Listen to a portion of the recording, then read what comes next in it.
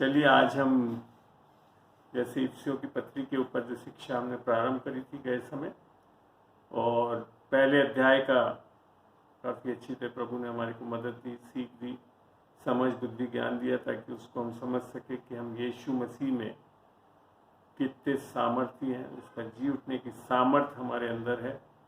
अगर हम उद्धार पाए हुए हैं, नया जन्म पाए हुए हैं, पवित्र आत्मा हमारे अंदर है और सारी स्वर्गिक आशीषें हमारे अंदर दे दी गई हैं, दी नहीं जाएगी, दे दी गई हैं, अर्थात सब कुछ कर चुका है। और यही पौलुस प्रार्थना करता है कि हमारी आत्मा की ज्ञान की आत्मा मिले ताकि हम जान सके कि हम यीशु मसीह में क्या हैं, उसकी जूटने की सामर्थ्य हमारे अंदर क्या है।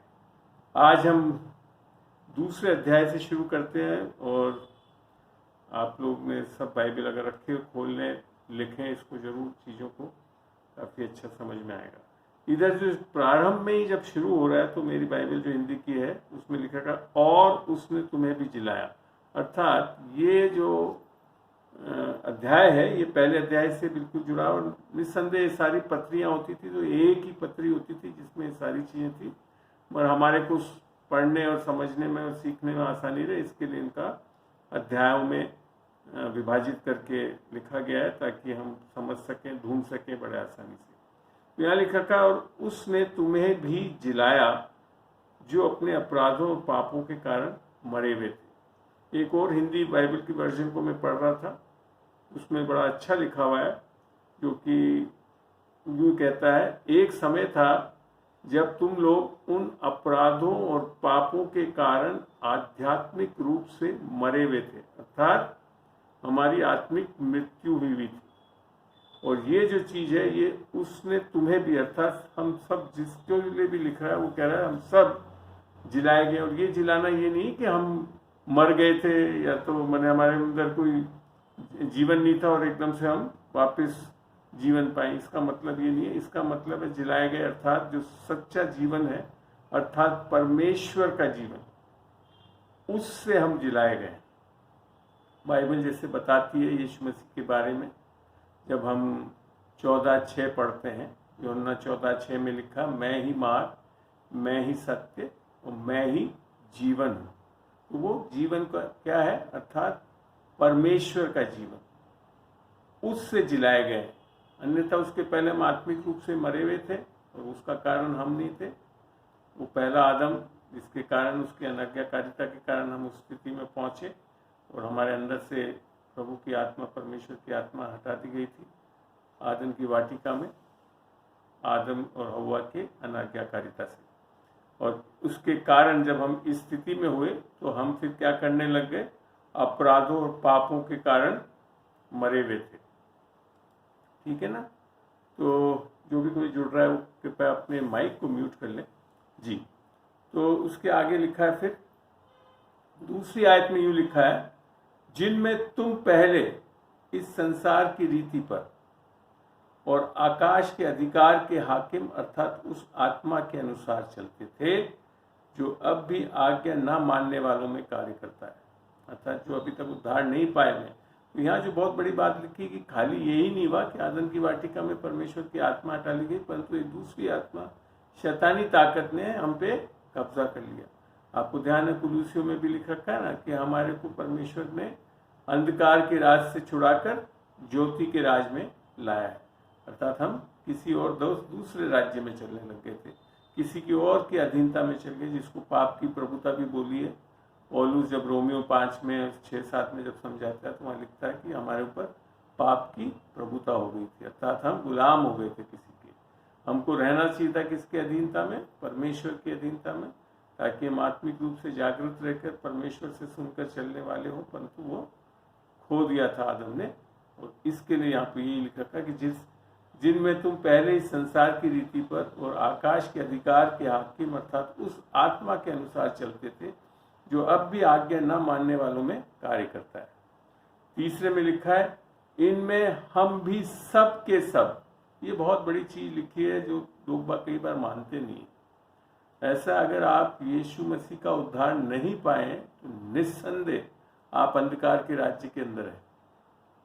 आप अगर कुछ थोड़े अच्छे काम करते हो, भले से लगते हो, इसका ये मतलब नहीं है कि आप अब ज्योति में आ गए हो, परमेश्वर का जीवन आपके अंदर है।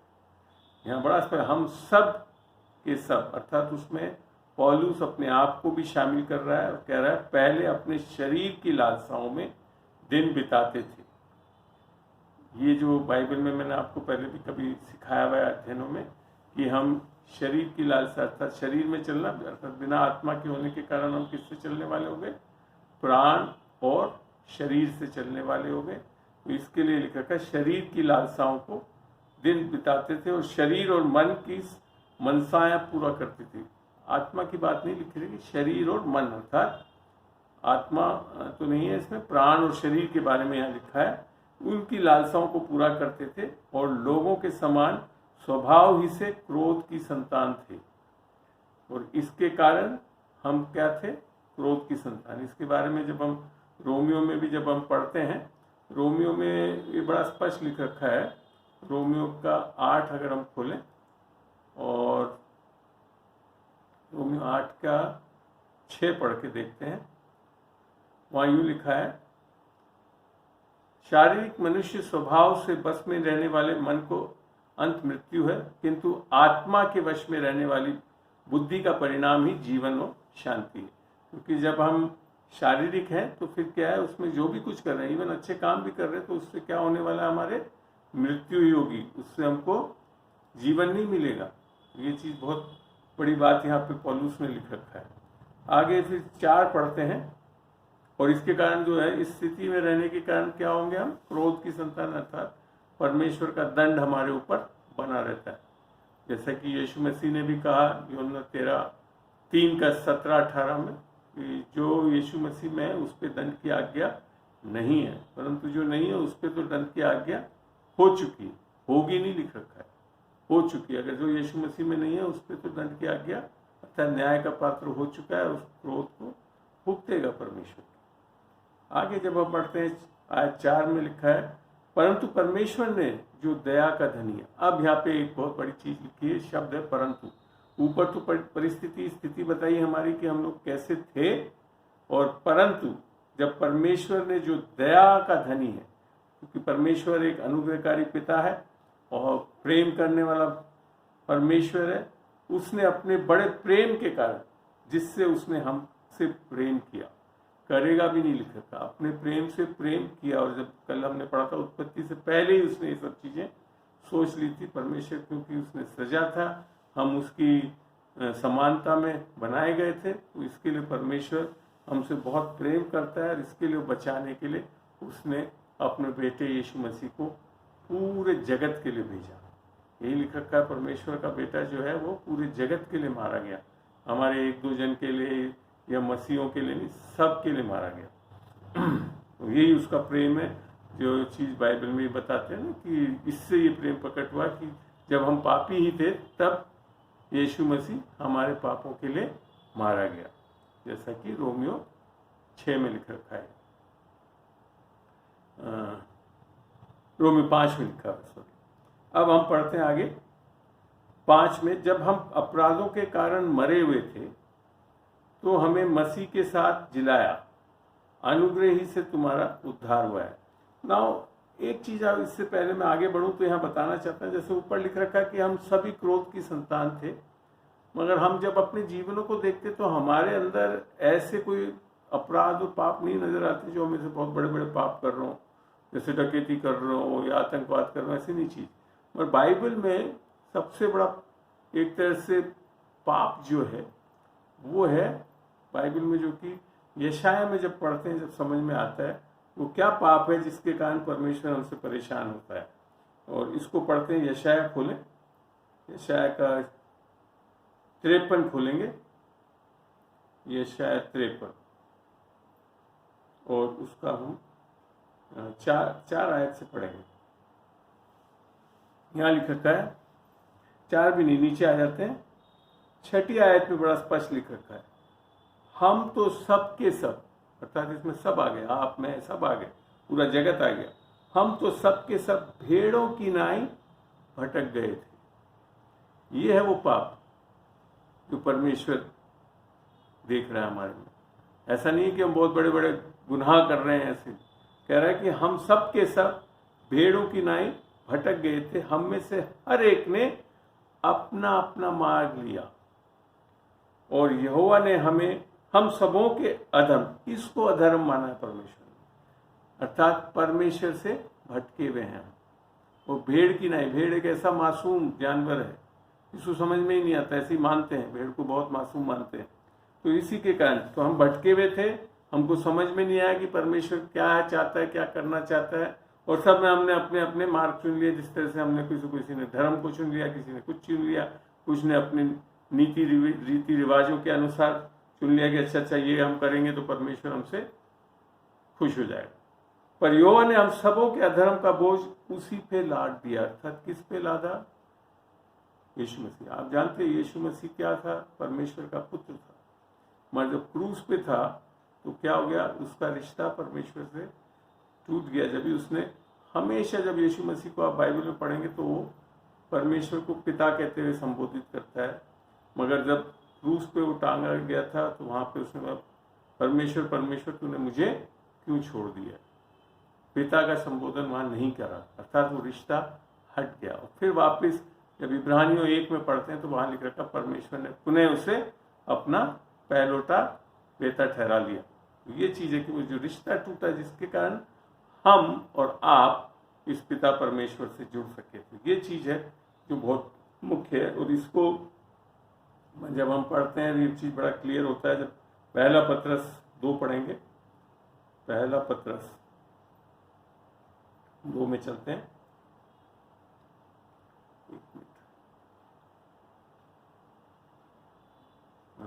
पहला पत्रस 2 का 23-24 पढ़ेंगे।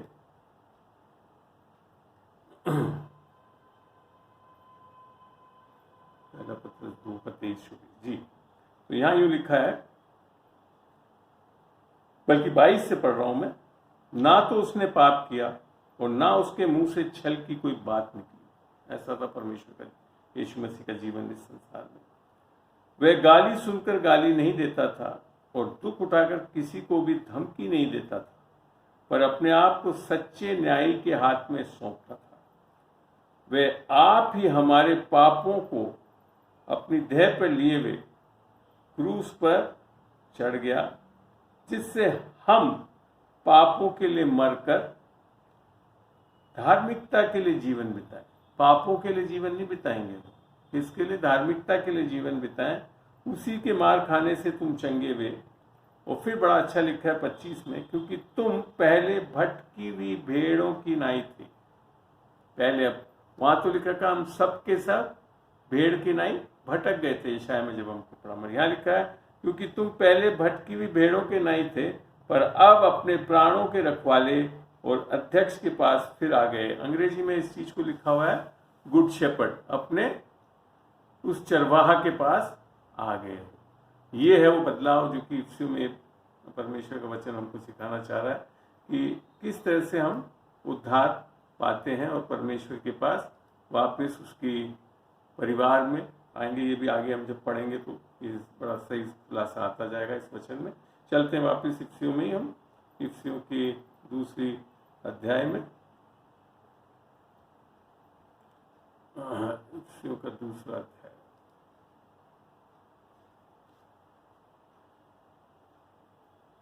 जी। तो कहां तक पढ़ा था हमने? 5वीं तक। जब हम अपराधों के कारण मरे हुए थे तो हमें मसीह के साथ जिलाया, अनुग्रह से ही तुम्हारा उद्धार हुआ है। यहाँ जब लिखा है वचन तो ये खाली लिखा का अनुग्रह से ही तुम्हारा उद्धार हुआ है। कई लोग क्या करते हैं, एक वचन को लेकर मान लेते हैं कि यही संपूर्ण सत्य है। हमेशा वचनों को एक या दो से अधिक गवाही के साथ पढ़ना चाहिए, अर्थात आयतों के साथ मिलाकर। एक्चुअली में आगे चल के जब 8 पढ़ेंगे तब समझ में आएगा, विश्वास के द्वारा अनुग्रह ही से हम बचाए जाते हैं। निस्संदेह अनुग्रह का काम है उद्धार के लिए, परंतु आगे 2 चीज होना बहुत जरूरी है। और 6 में लिखा है, और मसीह यीशु में उसके साथ उठाया और स्वर्गीय स्थानों में उसके साथ बैठाया। देखिए, धर्म में अभी भी क्या सोच रहे हैं कि हम कभी स्वर्ग तक पहुंचेंगे, कुछ करेंगे, अच्छे रहेंगे, फलाना होगा तब। और यहाँ लिखा कि जैसे ही हम उद्धार पा रहे हैं, और क्योंकि हम मूलतः आत्मा है, प्राण और शरीर हमारा मुख्य चीज नहीं है, मुख्य चीज हमारी आत्मा है, क्योंकि परमेश्वर आत्मा है, हम भी आत्मा है। तो सबसे पहली चीज हमारी आत्मिक स्थिति को कहाँ ठहरा दिया उसने? अभी से ही स्वर्गीय स्थानों में। ये बहुत बड़ी चीज लिखी हुई है। और मसीह यीशु में उसके साथ उठाया और स्वर्गीय स्थानों में उसके साथ बैठाया।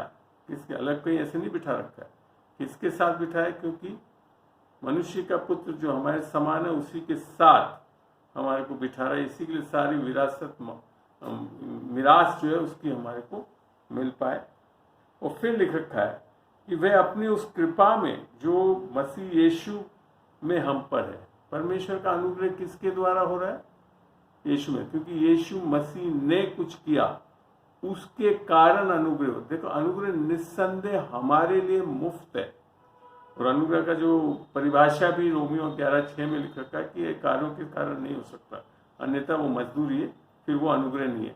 मगर इसके लिए किसी ने कुछ करा और वो था यीशु मसीह। तो यहाँ पे वही लिख रखा है कि वह अपनी उस कृपा से जो मसीह यीशु में हम पर है, क्योंकि मसीह यीशु ने हमारे पापों को ले लिया, हमारी बीमारियों को ले लिया, हमारी गरीबी को ले लिया, उसके कारण वो अनुग्रह हमारे ऊपर उन क्षेत्रों में मिल रहा है।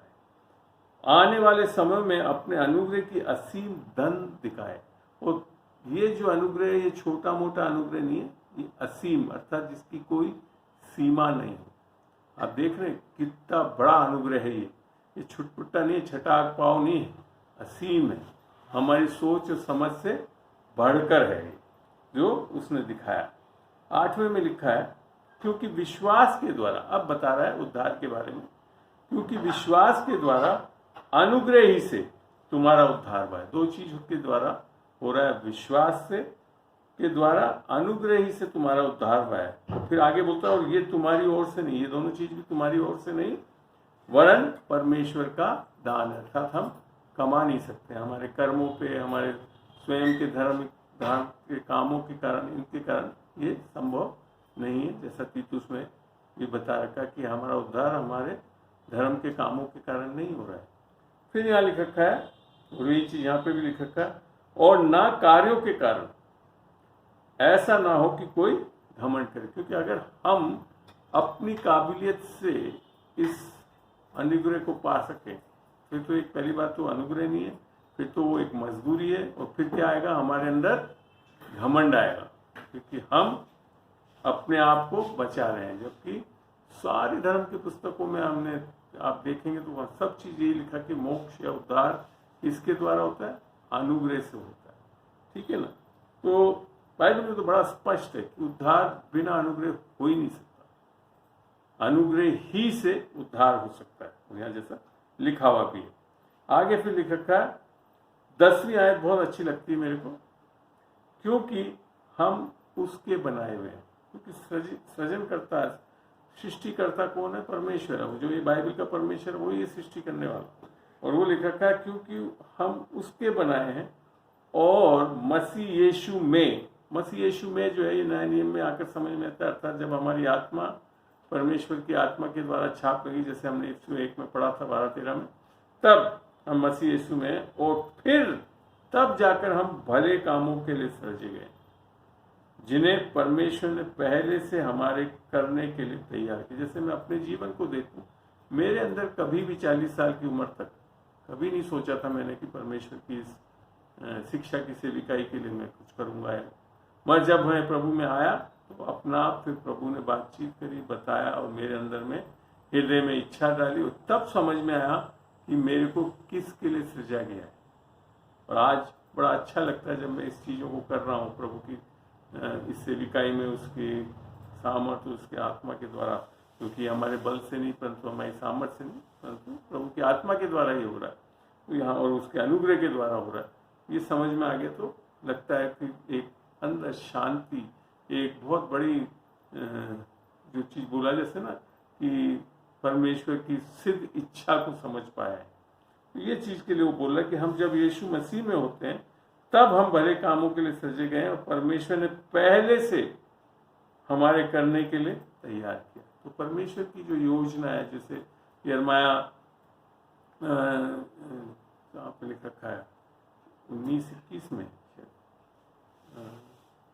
यिर्मयाह में लिख रखा है कि परमेश्वर की योजना हमारे भलाई के लिए, और उससे हम नाश नहीं होंगे परंतु हम जयवंत होते जाएंगे। वो चीज़ तब आप देखोगे अपने जीवन में, जब उद्धार पाएंगे, उसकी आत्मा की अगुवाई पाएंगे, तो परमेश्वर आपके अंदर से कार्य करता है और जो उसकी योजना है उसको सिद्ध योजना को वो पूरी करने के लिए आपको सामर्थ्य कर देता है। और तब आपको अंदर एक सेटिस्फेक्शन, एक तृप्ति होगी कि हाँ, परमेश्वर ने मुझे बुलाया है, कराया है, और इसके लिए मैं आज ये सब चीज़ें कर पा रहा हूँ।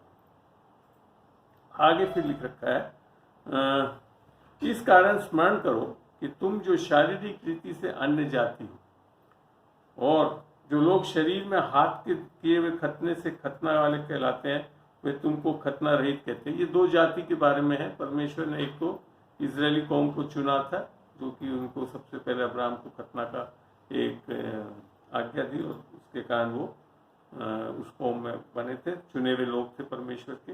और दूसरे हम लोग जो हैं, जो कि अन्य जाति के लोग हैं। तो यहाँ आगे लिखा है 12 में, तुम लोग उस समय मसीह से अलग और इज़राइल की प्रजा के पद से अलग किए और प्रतिज्ञा की वाचाओं के भागी नहीं थे। बाइबल की वाचाएं ऐसे लोगों के लिए नहीं है जो उद्धार नहीं पाए। 90% बाइबल में जो भी वाचाएं दी गई है, एक तो जनरल वाचा उद्धार की, वो तो सबके लिए है, परंतु जो ऐसी वाचाएं जो इसमें बाइबल में दी गई है वो विश्वासियों के लिए। बाइबल विश्वासियों के लिए लिखा गया है, मगर विश्वास में आने के लिए भी बताया गया है, और वो चीज़ हर किसी के लिए है, वो आ सकता है, उस उद्धार को पा सकता है। तो यहाँ लिख रखा है कि तुम लोग उस समय मसीह से अलग और इज़राइल की प्रजा के पद से अलग किए हुए और प्रतिज्ञा की वाचाओं में के भागी न थे, और आशाहीन और जगत में परमेश्वर रहित थे। इस जगत में परमेश्वर रहित थे। कई बार धर्म के लोग में ये देखा गया है कि सब बोल देते हैं सब में परमेश्वर नहीं। बाइबल बड़ा स्पष्ट बताती है, हम जब तक उद्धार नहीं पाते हैं, यीशु की आत्मा, अनुग्रह की आत्मा हमारे अंदर नहीं आती, तो हम परमेश्वर के रहित हैं, और बल्कि एक दूसरी आत्मा की अधीनता में चल रहे हैं, जो कि शैतानी ताकत है। फिर आगे लिखा 13 में, पर, अब फिर मेरे को बड़ा अच्छा, परंतु पर ऐसी शब्द है जो कि अब दूसरी स्थिति बताते हैं। पहले हम कैसे थे, बिना परमेश्वर के थे इस जगत में, पर अब तो मसीह यीशु में तुम तो पहले जो दूर थे, मसीह के लहू के द्वारा निकट हो गए, और कोई कारण नहीं था। उसका लहू का बहाना हमारे पापों की माफी और हमारे को उसकी आत्मा की छाप लगने के कारण आज हम किसके निकट आ गए, परमेश्वर के निकट आ गए हैं। फिर आगे लिख रखा है 14 में, क्योंकि वही हमारा मेल है, और कोई कारण नहीं था जिसके द्वारा हम परमेश्वर मेल खा सके। जैसे यीशु मसीह ने यूहन्ना के सुसमाचार में जब 14:6 में यही तो बोला, मैं ही मार्ग, मैं ही सत्य, मैं ही जीवन हूँ, मेरे बगैर कोई पिता परमेश्वर के पास नहीं जा सकता। तो कारण आज हमारा मेल मिलाप होने का 2 कोरिन्थियों 5 में भी जब 17 से लेकर 21 तक पढ़ते हैं, क्योंकि वह हमारे लिए पाप ठहरा ताकि हम परमेश्वर की धार्मिकता बन सके, अर्थात परमेश्वर से हमारा सही रिश्ता हो सके। तो ये कारण केवल और केवल यीशु मसीह है। तो यहाँ पे जो लिखा है बिल्कुल सही लिखा है, क्योंकि वही हमारा मेल है जिसने दोनों को एक कर लिया और अलग करने वाली दीवार को जो बीच में थी ढा दिया, अर्थात इजरायलियों को और अन्य जाति दोनों को परमेश्वर से मेल मिलाप करने के लिए यीशु मसीह ही एक जरिया बना, एक मध्यस्थ बना। और फिर आगे लिखा है, और क्रूस पर बैर को नाश करके इसके द्वारा दोनों को एक देह बनाकर परमेश्वर से मिलाया। इजरायली लोगों को और अन्य जाति लोगों को आज परमेश्वर दोनों के साथ मेल मिलाप कर सकता है। क्यों? क्योंकि यीशु मसीह ने वो सारा कार्य कर दिया जो आवश्यकता हम सब दोनों के लिए। और फिर लिखा है, उसने आकर तुम्हें जो दूर थे और उन्हें जो निकट थे, वो चुने हुए लोग थे, परमेश्वर की निकटता में थे, और हम जो दूर थे अन्य जाति वाले लोग, दोनों को मेल मिलाप कर सुसमाचार सुनाया। किसके द्वारा? वह सुसमाचार। सुसमाचार में ही सामर्थ्य इस आत्मा को देने के लिए हमारे को परमेश्वर से मेल मिलाप करने। 18 में फिर लिखा है, क्योंकि उसी के द्वारा हम दोनों की एक आत्मा में पिता के पास पहुंच होती। कैसे पहुंच हो रही है? प्रभु की आत्मा, पवित्र आत्मा के द्वारा हम परमेश्वर के साथ पहुंच रहे, क्योंकि परमेश्वर आत्मा है और हम कैसे मिलेंगे उसको? आत्मिक तौर पे। आत्मिकता कैसे आती है? यीशु की आत्मा जब हमारे अंदर आती है, जैसा रोमियो 8:9 में भी लिखा, जिसमें यीशु की आत्मा नहीं वो परमेश्वर का जन नहीं है। अब बात आई, इसलिए तुम अब विदेशी और मुसाफिर नहीं रहे, परंतु पवित्र लोगों के संगी स्वदेशी और परमेश्वर के घराने के हो गए हो। पहले दूर थे, परमेश्वर के घर के बारे में, परमेश्वर में हम नहीं जुड़े हुए थे, हमारा मेल मिलाप नहीं हुआ था, परंतु यीशु मसीह के उसके लहू के द्वारा हम निकट आ गए, मेल मिलाप हो गया। और किसके घराने में हो गए? क्योंकि अब परमेश्वर ने हमारे को ले पालक होने की आत्मा दी है, रोमियो में लिखा जैसे, और अर्थात उसके द्वारा हम परमेश्वर के बेटे बेटी होने का हक पाते हैं। जैसे रोमियो 8:14 और 16 में बड़ा स्पष्ट लिखा कि जितने लोग परमेश्वर की आत्मा के चलाए जाते हैं वो ही परमेश्वर के बेटे बेटी होने का हक पाते। तो ये चीज हो रही है बहुत बड़ी चीज, कि इस उद्धार से आज हम क्या कर रहे हैं? पवित्र बन गए हैं और स्वदेशी नहीं रहे, बल्कि परमेश्वर के घराने के। और सही में हमारा घर अब ये संसार नहीं रहा। असली घर कहाँ है? हम जहाँ जाने वाले हैं अंत में जाकर हमेशा हमेशा के लिए परमेश्वर की संगति में, उसके सम्मुख, उसके साथ देखते हुए जिएंगे हमेशा हमेशा के लिए। वो है हमारा असली घराना। फिर लिख रखा है, और प्रेरितों और भविष्यवक्ताओं की नेव पर जिसके कोने का पत्थर मसीह यीशु आप ही बनाए गए। तो ये क्या हुआ? किसके द्वारा? ये कौन सी नींव होनी चाहिए थी? यीशु मसीह के अलावा और कोई नींव नहीं हो सकती। हमारा परमेश्वर से जुड़ने का मुख्य और केवल एक ही कारण है, यीशु मसीह। जैसे पौलुस ने गलतियों 2:16 में लिखा कि केवल यीशु मसीह पे विश्वास करने से हमारे को परमेश्वर की धार्मिकता प्राप्त होती है। तो ये बात हमेशा समझो, ये चीज को प्रेरितों और भविष्यवक्ताओं की नींव जो है, ये वो चीज किस पे नींव डलनी है हमारी? यीशु मसीह पे। ये आपको ध्यान है, यीशु मसीह ने भी जब एक दृष्टांत बोला था मत्ती 7 में कि 2 लोगों ने घर बनाया, एक ने तो बालू में और एक ने पत्थर पे, चट्टान से। जो बालू पे बना, दोनों के घर बने, ऐसे नहीं है कि दोनों के घर नहीं बने, दोनों के घर बने, मगर कौन सा घर टिक पाया? जो चट्टान पे। क्योंकि हर किसी को इस संसार में शैतानी अटैक्स, कल जैसे किरण बोल रही थी ना, ऐसा क्यों हो जाता? आएगा, मगर कौन स्थिर रहेगा? जो किस पे बना हुआ है नींव? यीशु मसीह। तब हम स्थिर रहेंगे, तब हम गिरेंगे नहीं। तो ये चीज हमेशा हमारे को ध्यान में रखना है कि जो हमारी सारी चीज, इसीलिए यीशु में परमेश्वर वचन बोला संपूर्ण रीति से उस पर भरोसा करना है। 21 में लिख रखा है, जिसमें सारी रचना एक साथ मिलकर प्रभु के एक पवित्र मंदिर बनती जाती है। किसके द्वारा एक पवित्र मंदिर बनाए जाते हैं? अब निस्संदेह हम किसी स्थानों पे जाकर जहाँ मिलते हैं वो ठीक है, कलीसिया की भवन कहलाता है, मगर असली कलीसिया क्या है? हम एक एक जन जो पवित्र आत्मा का मंदिर है, ये एक साथ मिलके वास्तविक पवित्र आत्मिक कलीसिया को बनाती है। जो कि हम जब जैसे यीशु मसीह ने 2 या 2 से अधिक जहाँ इकट्ठा होते हैं वहाँ मौजूद है। क्यों? क्योंकि कलीसिया खाली कोई एक भवन में नहीं है। कलीसिया हम एक एक जन है, अर्थात हम एक एक जन परमेश्वर के आत्मा के मंदिर है, जैसा पहला कुरिन्थियों 6:19 में भी लिख रखा है। और हम जब एक साथ इकट्ठे होते हैं तहाँ पे क्या होता है? संपूर्ण सामर्थ परमेश्वर की हमारे बीच में रहती है। उसे बोला गया है सही में कलीसिया अर्थात मंदिर। तो 22 में लिख रखा है, जिसमें तुम भी आत्मा के द्वारा परमेश्वर का निवास स्थान होने के लिए एक साथ बनाए जाते। परमेश्वर कहाँ रहता है? कलीसिया। हम जब विश्वासी लोग एक जगह इकट्ठे होते हैं, एक सामर्थ्य है वहाँ, और हम इंडिविजुअली भी एक एक करके भी पूरे सामर्थ्य नहीं, जैसे हमने पहले अध्याय में पढ़ा कि उसकी जी उठने की सामर्थ्य हमारे में, और ये सारी सामर्थ्य किसको दे दी? कलीसिया को दे दी। यही है जो असली विश्वासी जीवन को समझने के लिए, ये सब हमारे कुछ बहुत अच्छे कामों के कारण नहीं हो रहा है। हमारा उद्धार अनुग्रह और विश्वास। और आपको मैं बता दूं, नए नियम में आकर सब चीज जो आप परमेश्वर से प्राप्त करते हैं उसका मूल स्रोत सिद्धांत क्या है? विश्वास के द्वारा, अनुग्रह ही से। और कोई कारण नहीं जिससे हमको ये सब चीजें मिल सकती है। हमारे को जो आशीषें मिली हैं सब किसके कारण हो रहा है? क्योंकि हमने विश्वास किया कि यीशु मसीह पे हमने भरोसा किया और तब हमारे ऊपर उसका अनुग्रह हुआ। और अनुग्रह इसके लिए हुआ ताकि हम एक जैवन विश्वासी बन सकें और परमेश्वर की सामर्थ कलीसिया के रूप में सबको दर्शाने वाले उसके। अच्छा लगता है ना ये? इन सत्य को जब हम जानते हैं। इफ्सियों की पत्री में जब आप पूर्ण रूप से हम जब सारे अध्याय में जाएंगे तो आपको पता पड़ेगा कि क्या यीशु मसीह के कारण हमारे अंदर क्या क्या है, हम क्या हैं। उद्धार पाए हुए पवित्र जन हैं। हमारे को परमेश्वर निस्संदेह संपूर्ण रीति से किसका घराने में लिया है? अपने घराने में लिया है।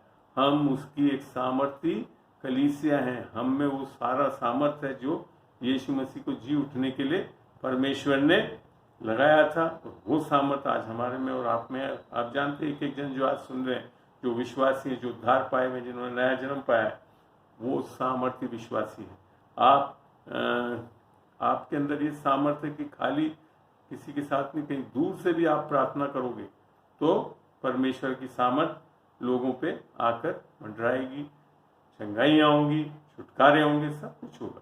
और ये चीज़ मैंने अपने जीवन में देखा। ये हमारे कारण नहीं, ये केवल और केवल यीशु मसीह के उस वरदानों के कारण जो यीशु मसीह के द्वारा है हमारे अंदर, हम इन कार्यों को कर सकते हैं। और वो सेविकाएं को हमने देखा में और बिना काफ़ी इस चीज़ों का अनुभव कर सके कि सच में जीवता परमेश्वर हमारे अंदर रहता है। और हम विश्वासी होकर इस सब चीज़ों करते हैं। हम पाप में नहीं धंसे रहेंगे, हम पाप में से निकल आएंगे, हम सामर्थ्य जीवन बिताने वाले होंगे, परमेश्वर के अधिकारों को इस्तेमाल करने वाले होंगे, शैतान को कुचलने वाले होंगे। ये है वो विश्वासी जीवन जो पत्री इफ्सियों की पत्री बताती है, जो कि हम अक्सर अपने सीखने वाले स्थानों में नहीं सिखाया जा रहा कि हम क्या हैं। और मेरा यही एक तरह से इच्छा थी कि आप लोगों को इस पत्री से समझाऊं कि हम कितने सामर्थ्य विश्वासी हो सकते हैं। मैं अब यहाँ पे आज की इस अध्ययन को यहाँ समाप्त करता हूँ एक चैप्टर के साथ। आगे फिर हम आगे बढ़ेंगे और मैं एक छोटी सी प्रार्थना करके इसको समाप्त करता हूँ ताकि ये जो मैं वीडियो रिकॉर्डिंग करता हूँ वो ख़त्म कर सकें। और फिर उसके बाद आपके जो भी सवाल होंगे मैं लेने के लिए तैयार हूँ। प्रभु तेरा धन्यवाद देता हूँ खुदावन आज की इस शाम के लिए। खुदावन तूने हमारे को ये मौका दिया कि हम तुझ में होकर खुदावन इन सामर्थ्य चीज़ों को, इन सामर्थ्य वचनों के द्वारा हमारी परिस्थिति स्थिति को जान सके खुदावन, कि किस तरह से हमारा उद्धार अनुग्रह और विश्वास के कारण हुआ है खुदावन। और हमारा जो उद्धार होने के कारण आज हम आत्मिक तौर पे स्वर्गीय स्थानों में बैठे हैं। पहले अध्याय में हमने देखा कि स्वर्गीय आशीषें हमारे अंदर है और आज हमको पता पड़ता है कि हम मसीह के साथ स्वर्गीय स्थानों में बैठे हैं। और आगे चल के हम और भी चीज़ें सीखेंगे और कि स्वर्गीय स्थानों से क्या मतलब है। और फिर हम देखेंगे कि कितना सामर्थ्य पिता है हमारे अंदर और वो पिता हमारे अंदर से काम करना चाहता है और हमारे देह के बिना वो कार्य नहीं कर सकता। और वो ये चाहता है कि हम उस सामर्थ्य को ले सकें, समझ सकें और उस ज्ञान की आत्मा से इस चीज़ों का प्रकटीकरण हो, हमारे अंदर एक प्रकाशन हो कि हम यीशु मसीह में क्या क्या कर सकते हैं। प्रभु हम आगे आने वाले दिनों में हमारे को अपनी आत्मा से इन चीज़ों को और गहराई से सिखा, ताकि एक एक जन जो आज इस अध्ययन को कर रहे हैं खुदावन अपनी इस हक को जान सकें और इन हक को लेकर एक सामर्थ्य अधिकार से जीवन जीने वाले विश्वासी बन सके। यीशु के नाम से मांगता हूँ, आमीन।